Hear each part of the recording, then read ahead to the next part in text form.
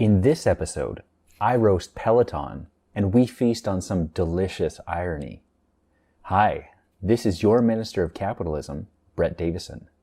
And if you like the sarcastic flavor of the capitalism I'm serving up, I suggest you find a seat at the table over at theministerofcapitalism.com. So Peloton stock is taking a beating today. It's been down as low as $81.78 from its previous close of $97.80. And it's all because they've had to recall over 125,000 treadmills. Over a month ago, major concerns were raised about the safety of their treadmills. But rather than addressing them, Peloton tried to ignore it all. Here's a video that shows a child getting stuck under the treadmill.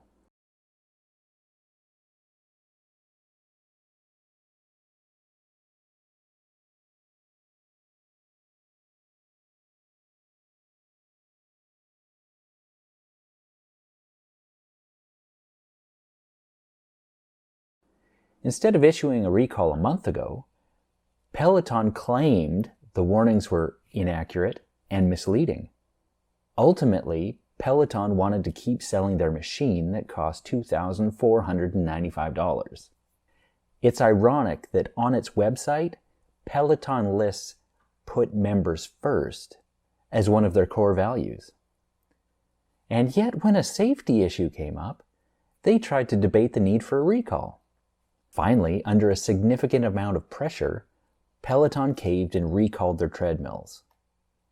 The Consumer Product Safety Commission released a statement saying that Peloton's recall only came about as a result of the CPSC having to intensely negotiate with them. Sounds like Peloton says all the right things about putting customers first, but when it comes to actually following through, they'd rather put their profits first ahead of customer safety, unless someone forces them to do it. And as a result, Wall Street has punished their stock today. I remember I had a boss who was the same way. His mantra was, if I ignore it, it will go away. So, if he didn't feel like doing something, he wouldn't bother. Call a customer back who wanted to buy from him? Nah, forget it. Do some of the work he'd been procrastinating on? Well, maybe tomorrow. Needless to say, it wasn't long before the customers did go away.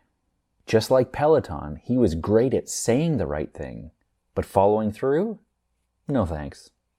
He was notorious for telling his employees all of the things he was going to do, but all that was left behind in his wake was a steady stream of half-started projects.